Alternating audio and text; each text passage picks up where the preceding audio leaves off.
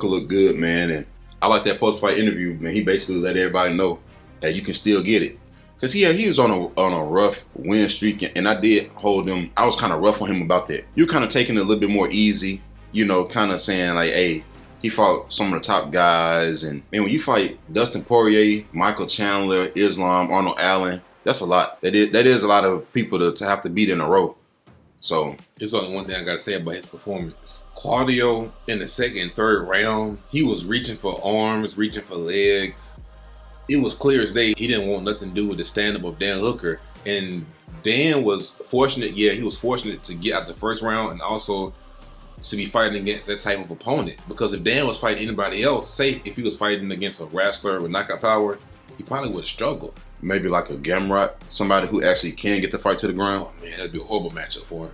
Because Claudio is one of those, this is probably one of my least favorite type of fighters as I've gotten older and watched the sport. The guy with great jiu-jitsu who can't get the fight to the ground, but they also have terrible striking. That combination right there, I almost won't even watch them fight. Because then you just fall into the ground. Charles used to be like that, but then he started actually wrestling. When he fought Will Brooks and he picked him up and slammed him, that's when I finally was like, okay, Charles is finally maturing and stop. Now I know he falls to the ground and use it as a weapon to get people in the guard, but when that was all you can do because you just couldn't get takedowns, that is my least favorite type of fighter. You are the least reliable type of fighter. I'm almost to the point where I don't really want to see you fight. But he showed he had a heart though, because he was getting hurt. Because Dan was catching him with the right hook. And he was catching him with a right hook and a left hook. And he was eating it. And he never really just went down. He never really just got hurt. He got hurt bad from the body, but not from the punches to the head. So it shows in the past he's been knocked out before with shots like that. So it showed like he's more durable now. And we can't pretend like Edson didn't do the same thing to Dan Hooker several fights ago too. So people can't be too tough on Claudio. Like I'm gonna be tough on Claudio for this. Go start wrestling. Your next camp, obviously you still keep rolling and everything, but you need to be focused on getting the fight to the ground. Your striking ain't finna catch up with nobody no time soon. You need to be focusing on the basics of striking. I'm talking about the jab and whatever your follow-up, whatever your 1-2 is. I wouldn't even be throwing a bunch of hooks and stuff like that. I'll be just throwing straight punches so I could close the distance and throw feints and I can get and go for takedowns. But he got to start wrestling. It's weird because he was taking Jordan Levitt down. Well, Jordan wanted to fight on the ground because he think he was going to reverse it. No, but I'm saying he didn't try to take Dan Hooker down. That's a different type of, when you ain't got to worry about getting knocked out, you can kind of go in. It's the same way that people don't respect him and they go in. He was able to do that to Jordan. You know what hurt him? He got away with fighting like that for so long. It's that Paul Craig thing where, okay, I can fight like this because it works most of the time. But then you fight against somebody who it's not going to work for you. Go out there, you get embarrassed. But I don't like that because it shows your go-to is I'm going to fall back, I'm going to pull guard, I'm going to just reach for legs. Somebody who was great on the ground, but they struggled with this their whole career. Ryan Hall. No, he's still going through that. I'm talking about Damian Maia and Ben Askren. Do not end up like these dudes because they could have did more. Damian could have been a champion. Damian should have been a champion. And Ben, we can say whatever we want to, but Ben should have fought for the title in the UFC. He should have. I ain't saying he was going to win it, but he beat everybody else, but only with pure wrestling and jiu-jitsu. But when you ain't got no striking, so, hey, I just want to see Claudio working on that wrestling, and good job to Dan Hooker. It looked like he was trying to hide his striking, too. It looked like Claudio was trying to hide it, man. It was like, bro, like, what? Are you scared to show your striking? No, he's fighting Dan Hooker, somebody who can put you away with anything. So this ain't the place where you want to break out your newly found, your newly minted striking that you want to show out to the world. This is definitely not the fight to do it. But Claudio, like, he's been fighting for years though. But I mean, we can move on. I don't know if he's been fighting that long, technically. Well, I mean, he ain't really been active like that though. He wasn't the most active. His most active year was in 2014. So that's what I was gonna say. Like, it's been years. Like, your striking ain't improved. But a lot of these are exhibition. A lot of these ain't MMA fights though. You got to realize. So it looked like he been in the UFC. Oh no, he was on the Ultimate Fighter. That's what this is. His striking just ain't got no since better. 2016. Oh, I can't defend that. That's what I was saying. Like, his striking, it's been years, bro. Why your striking ain't got better, man?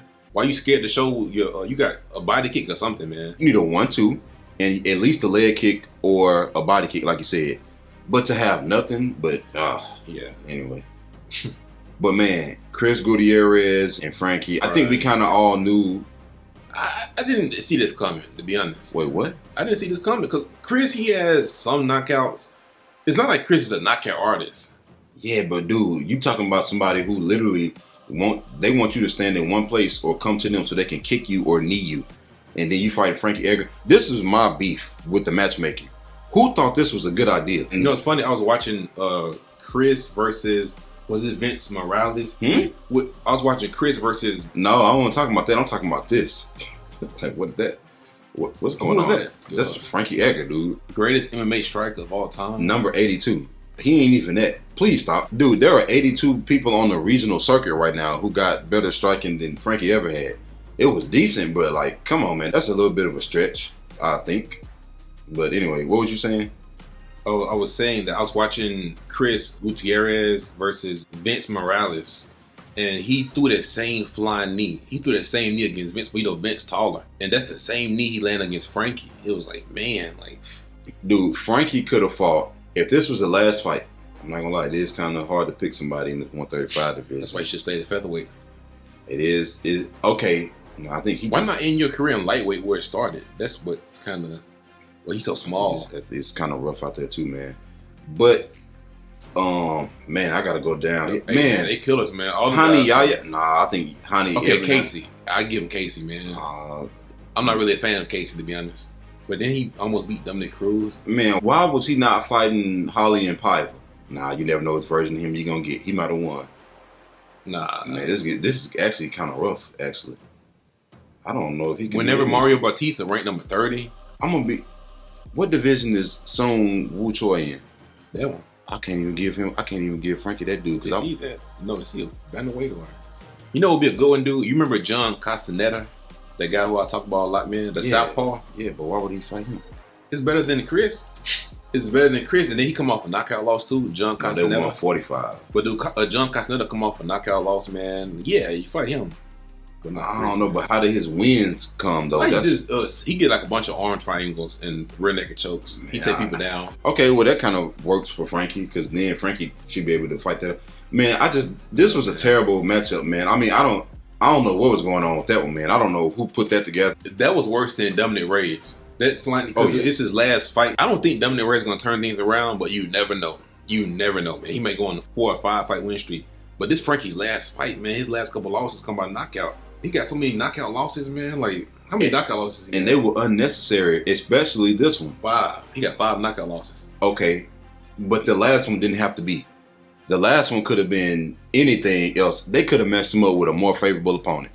I feel like this is like when Kobe was retiring and it was his last game. They was giving him the ball, and people could say, "Oh, they were feeding him the ball." Yeah, but you can't make nobody make the shots just because you give them the ball. They should have gave the man the ball. You know, give me something to work with here. Don't give me somebody who literally want to fight standing up and they got kicks and knees and spinning kicks and all kind of fancy stuff they could do on the feet. But hey, good job for Chris Gutierrez, but that was sad, man. And again, that ain't nothing bad on Chris. He was talking to Frankie and his team afterwards, man, and you know, he had to do what he had to do. And he'll move forward, man. He'll have a good career and everything. He's 19-3.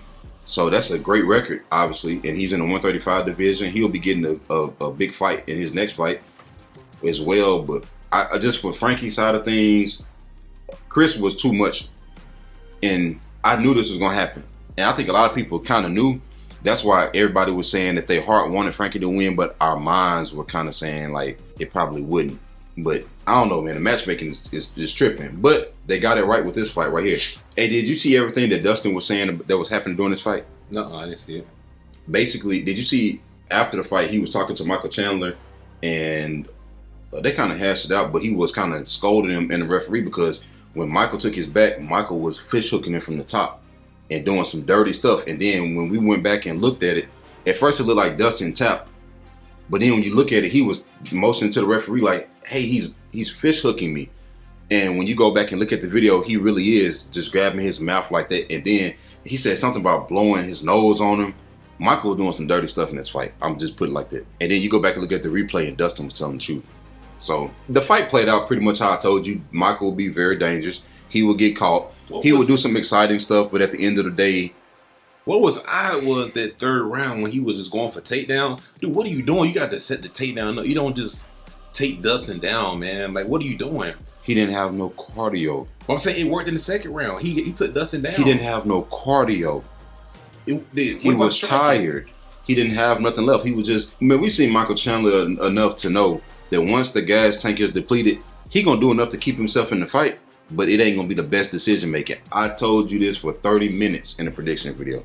I spelled it out for 30 minutes exactly how this fight was gonna play out. Because I've watched Michael Chandler before Bellator. It's that, but also whenever fighters put pressure on him, he's not the best off his back when he's going backwards. It wasn't even that because, like you said, and this is why I got it wrong, he did use the wrestling really good against Dustin.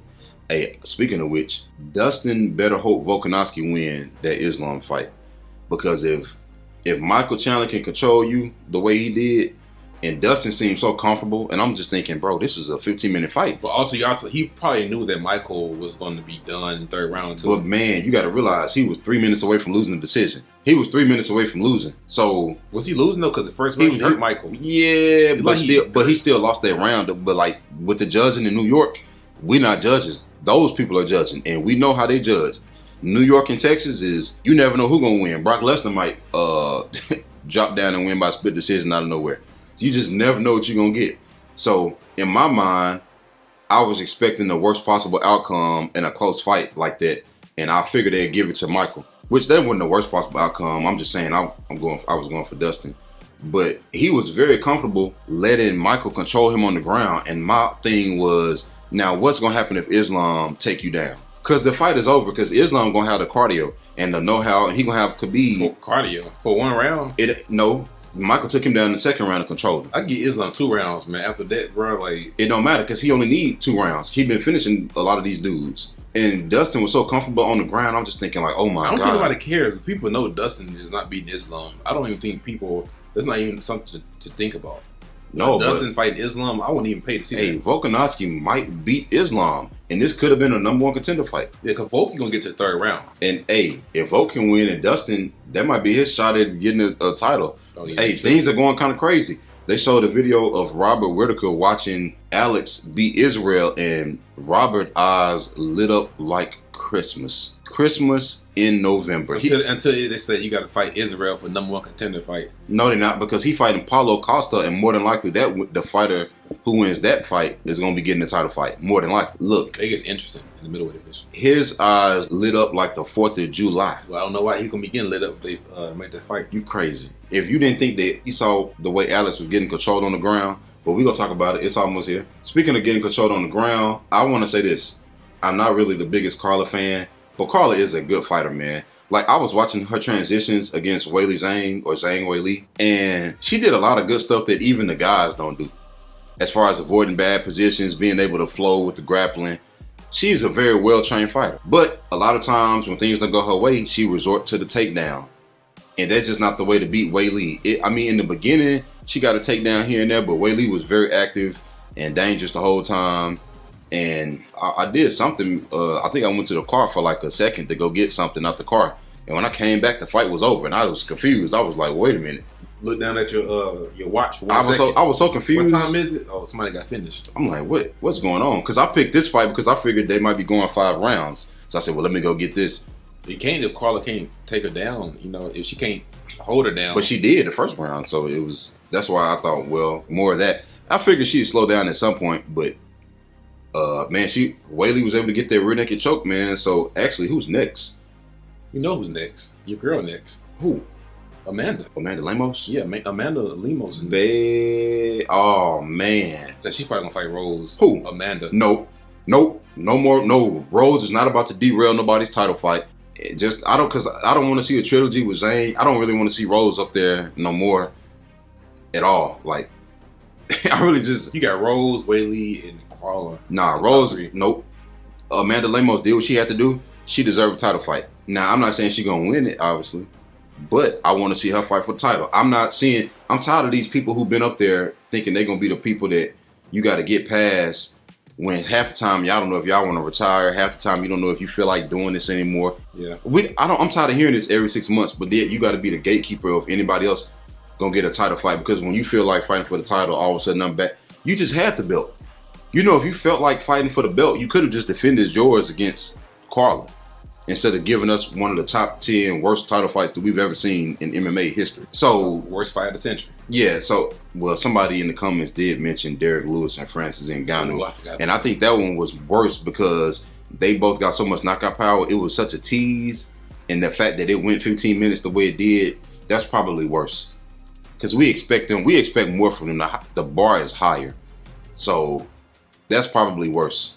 Yeah, but the thing is, Francis had just fought for the belt. And Derek Lewis was pushing them like during the face-off. So it made them both look bad. I know. I don't know who it made look worse, but to go out there, you do all that pushing and shoving, you go out there and you scared to throw a punch. I know that I would rank that one as worse than Rose and Carla.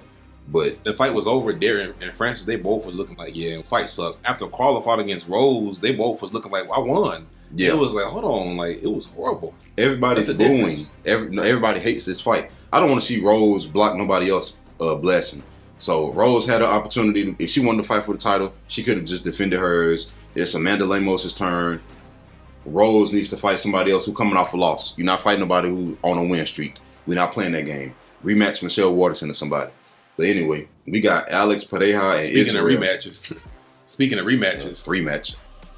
Man, I'm going to tell you something. And we talk about this personally.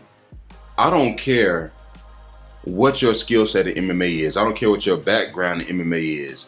What's the one submission I tell you that everybody should know? I don't think you should be even taking a fight if you don't know this. Especially if you come from a kickboxing background. You need a rear naked choke. And the rear naked choke was there for Izzy every time the fight hit the ground. And he would put the hooks in, and Alex would just get the leg out. And Alex was tired, and he was fatigued and done. And he didn't even have to fight off the hooks because Izzy was just... And I'm thinking, bro, you don't have a rear naked choke.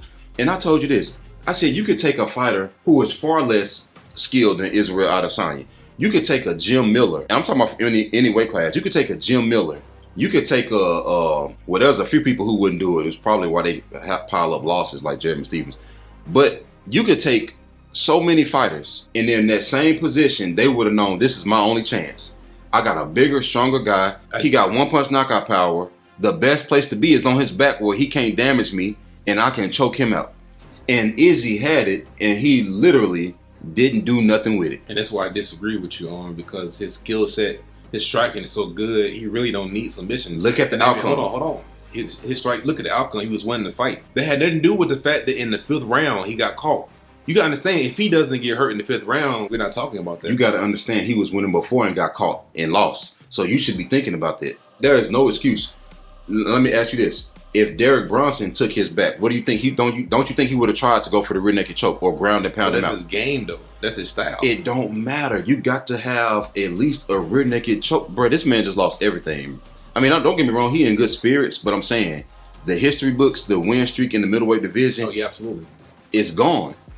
But you saying that? But his skill set won him. His skill set won him a bunch of fights in a row. He was undefeated. His skill set, a champion. You got to adapt. If you want to go to the level that he was going to be at, the Anderson Silva level, you got to do Anderson. See, the thing is, let me say this. The thing is, the reason I agree with you partially is you don't take nobody down and don't take their back.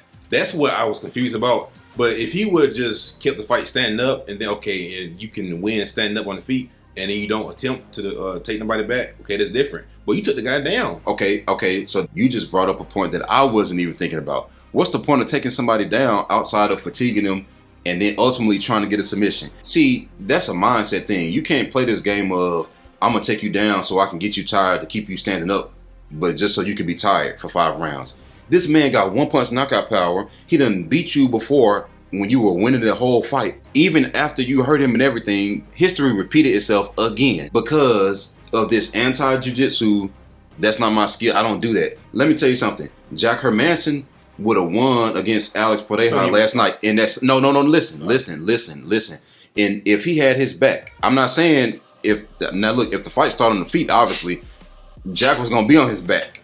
I'm not saying that Jack was gonna get him there. Back Hermanson. I'm saying that in that same position that Izzy was in, if you put Marvin Vettori right there, Jack Hermanson, Andre Muniz, they all win. We can even go down. We can even probably go down and say... But there's no point in saying that because, like you said, the fight... Well, actually, if we go down, we probably can't say that. No, okay. Gerald Meerschaert. I'm just saying, because remember, Alex went for a takedown. It actually got reversed. Yeah, true. So, and I told you this last night. I said, Gerald Meerschaert, you take some of these people who will never get title fights, and if they got the God-given chance to, I finally got Alex. I don't care if you slipped on a banana peel. I don't care if you threw a kick and you fail, whatever. If I have your back, I'm going for one thing: rear naked choke. For Izzy to sit on that rear naked choke for 3 or 4 minutes and to not do nothing with it, and then to turn around and get knocked out like that, man, it's unbelievable to me. Like, I just cannot fathom, because it ain't like they just had a full 25-minute striking match, or I wouldn't say 25 minutes because it didn't go through the season. They didn't have a 22 or 23-minute striking match. They was on the ground. At one point, Alex was on the ground and Israel was actually on top of him, ground and pounding him, and Alex's head was bouncing off the canvas, and Izzy decided to stand up. Do you remember that part? Dude, at one point I was like, oh, Izzy finna finish him. He was just ground and pounding him. Izzy was hitting him with his left hand. When they were standing up on the feet, it was going back and forth, but when they was on the ground, Alex looked totally lost. Whenever Izzy wasn't in his guard, he looked totally lost in transitions. In the grappling transitions, Alex was completely lost. That's why Khamzat was on Twitter being evil, sending the emoji with the tongue sticking out, basically saying, give me my title shot, because he saw it immediately. He said, if I could just get him on the ground for 2 seconds, it's over. He basically gonna Kevin Holland him, essentially. Because when they seen that his grappling was so bad, but it seemed like Izzy grappling was almost worse. I couldn't believe it. I'm like, Izzy, how did you let this man catch up to you? And his grappling was on the same level as yours, and you got 20-something, 25 fights basically now. And yet you look just as lost on the ground as Alex. And Alex was playing defense most of the time. And then he had the rear naked choke and he had the TKO, and then he literally stood up. Man, I'm sorry. And look, and you heard me scream when that happened. You just told me. You heard me scream and say, oh my God, I cannot believe it. This is why I've been hard on Izzy, because he has this mindset, I'm going to play with my food. Let me tell you something else Izzy did. He got up against the cage and dropped his hands and started doing all this like he was fighting Marvin Vettori. You're not fighting Marvin Vettori, who got that stiff striking. You can see Marvin punches coming from Hong Kong. Bro, the sequence before he even got knocked out, he was up against the cage doing all that shuffling, all that weird stuff. You're not fighting a 40-something-year-old at the time, almost 50-year-old Anderson Silva, who punches and kicks are coming a little slower than they used to be. You're not fighting Derek Brunson, who load up on punches. You're not fighting, ironically, Kelvin Gastelum, who had the best performance against him, a slower, shorter puncher. You're not fighting all these people you beat. You're not fighting a Yoel who sit in the middle of the octagon and don't do nothing and do these weird antics. You're not fighting Paulo Costa, who literally showed up and didn't do nothing in their fight. I mean, people can make the argument that Robert won their second fight. I'll give him that. And you're not fighting a Robert Whittaker, who the first time showed up fighting, I don't know what he was thinking that first time. You're not fighting a Brad Tavares, who really ain't the most active and don't really present much of a threat in any particular area. You fighting a one person who can do damage with one strike, and you gave him everything, every path to victory that Alex needed. Izzy gave it to him. You dropped your hands, you had his back and you didn't do nothing with it. You had to grind the pound, you didn't do nothing with it. And then at one point, Izzy kicked him. He checked it, and it messed up Izzy's perennial nerve. And I thought they was finna stop the fight then. I thought he was finna lose to an injury, a TKO. You remember that? Yeah. And I'm like, dude, Izzy, you're literally giving the fight away. He didn't want that to happen. Like, I'm saying, but that wouldn't have happened. That part wouldn't have happened if he'd have just took his back and choked him out. Bro, I'm not saying you got to be Damian Maia on the ground. You just need one move. You know the funny part? People play this game like, well, that's not what he does. He's not this and that. But I bet you Khamzat know he can't stand up with no Israel. What's the one thing Khamzat gonna do? What's the one thing you think that Khamzat would do against Izzy? What's the one thing you think that any of these guys who can't compete with Izzy on any level standing up, what's the one thing that would be a godsend for them? For them to be like, oh yes, it's my day. The planets have aligned. I got his back. I don't care if I got struck 200-1. I got his back. And I got time to work. I'm finna choke you out, buddy. And Izzy played with his food, man. This is what I was saying leading up to the fight. Izzy played with his food, and he's been doing it for a very long time. Now, I want to say that he's taking the loss in stride, which is good. And, hey, it happens, man. And, you know, I think he'll beat Alex one day. I know that sounds crazy. I still think he'll beat Alex one day. But that should have been last night. Alex was toast, man. At one point, I didn't know if Alex was going to get off the stool. At one point, I didn't know if Alex could even stand up. At one point, it looked like Alex, man, Israel almost knocked him out and everything. And then he came out in the second round and just didn't follow up. And I was like, and I'm not saying he had to go in reckless, but it looked, eventually he was going to lose by knockout anyway. So at least go for something. And I'm trying to figure out why not keep wrestling the man, and he was tired and fatigued, because when you're tired but you're standing up, but you're a kickboxer, you're used to that fatigue, so you can keep fighting longer. Andre Petroski, he was tired standing up, but once they started grappling, he was able to go another 10 minutes. Once you mix it up, if you're fighting a striker who's tired and you mix in the wrestling, it's just tough, man. And then once you fighting, if you're a wrestler and you're fighting a striker and you're tired, but you can't get the fight to the ground and you got to be tired and standing up, and your defense is falling, that's how you get knocked out. It's just tough. Izzy saw the path to victory, man. I'm baffled, man. What you got to say about it? I was gonna say Israel, even before the fight, it looked like something was off. Like his body language was different. It really started from when it's a video of him reacting to Alex Pereira knocking out Sean Strickland. And when Alex knocked out Sean Strickland, he had like a puzzled look on his face, like, oh crap. And that was right before he fought Jared Cunningham. So it's almost like, crap, now I gotta fight this guy. He's probably been thinking about fighting Alex for probably like since he lost to Alex the second fight. So he probably been having nightmares about Alex because Alex knocked him out. And Alex beat him twice. So I think he knows that's why he fought the way he did. That's why he took him down and he kind of froze. He really didn't know what he was doing. I don't think Israel knew or thought he can beat Alex. I don't think he ever knew he had a chance. Dang, that's fair. I didn't think about it like that. Even though in the face off, it was odd because he looked like he was confident, because Israel not a weak-minded guy. He ain't no scary guy or nothing, but it looked like he knows in his head that he can't beat Alex. But the funny part is, he's clearly better than Alex. Do you not realize that Alex has probably landed a total significant, as far as like fight-ending strikes, he's probably landed about 10 strikes total in the last 2 fights. But that's all he needed. He was getting his butt whooped for a majority of those other fights. Like that second fight, well, that first fight, Izzy won. And the second fight, he was winning until he got knocked out.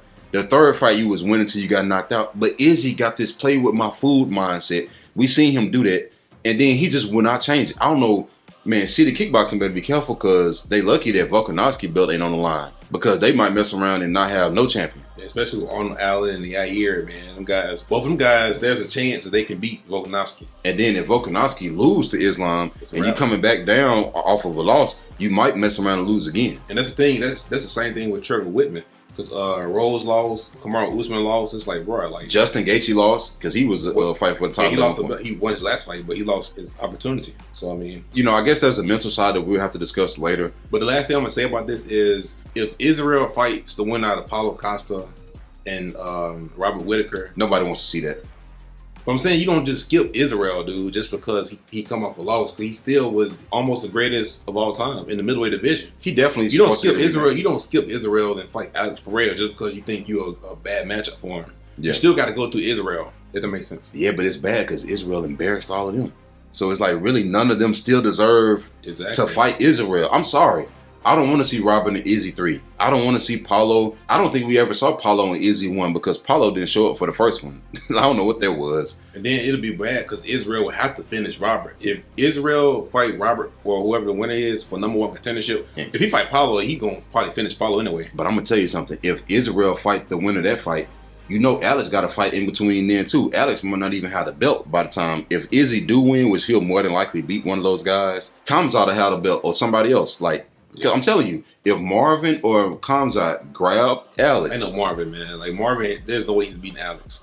I don't know. Marvin ain't got no. He only got 1 submission in the UFC. But that's the only one that he needed, and that's the one that if Izzy had used last night, he'd be the champion today. But if you can't submit Kevin Holland on short notice, you can't submit Alex Pereira. Come on. Kevin Holland got way better grappling defense than Alex. That ain't even close. You saying it, but he got all those submission losses. He got Kevin Holland. Yeah, Kevin Holland has a lot of submission losses, man. Alex only got 1 submission loss. You're not about to compare the savvy of Kevin Holland, even if he gets out wrestled. You're not about to compare the savvy of him on the ground or Brandon Allen. Alex never take a loss to Brandon Allen like that. That was in 20, but I'm going to tell you one thing right now. If Brandon Allen had his back like this, like what he did here, he would have choked Alex out. That's you steady proving my point, that if you got at least this one move, but I'm and saying, if you get somebody... If, though. It's like saying if I land that right hand, I can knock out... No, it's not, because at some point, Alex showed last night that he is very susceptible to grappling. But I understand what you're saying, but also you got to understand he's fighting a striker. You got to understand they both were training for striking. So imagine if you fighting a grappler who know what to do once they get to the ground. The fight doesn't go to the 5th round and you get a knockout. You get submitted. But I'm saying if you're fighting against a wrestler or a grappler, you're going to train for that more. So there's nothing you can do to bridge the gap between. Like, you don't just become a better grappler in one fight. But he's not a bad grappler. He ain't, but I'm saying, but Marvin is a much better grappler than he is. You know I can't stand Marvin Vettori. You know I can't stand Marvin. But one thing I know is Marvin got a great chin. Now, I wouldn't necessarily test that against no Alex Pereira, but I would say this. If Marvin can get that fight to the ground, especially... So why couldn't Sean Strickland do it then? Sean is not a wrestler. He's not a grappler in any sense. He's a striker at best, and he ain't even the best striker. And I no disrespect, but when you think about top strikers, you don't really think about Sean Strickland. Like, he's good at what he does. He's tough and he's durable and stuff. But man, I'm sorry, man, but Marvin grabs him, it's over. If there's no point in bringing up some of these other people because they're not close enough.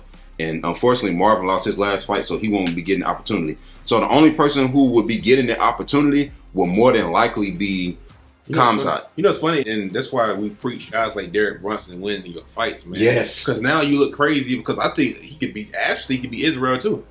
If he actually could put things together, but for some reason he can't put everything together. Now Alex showed that he's susceptible to the ground, and now you're coming off a loss. And he's probably the one person who probably can beat him the worst. Ironically, Derek Brunson, and I believe this is a 50-50 fight, because if Alex, when the fight starts, if Alex even throw his left hand before Derek get across the octagon, he might knock him out.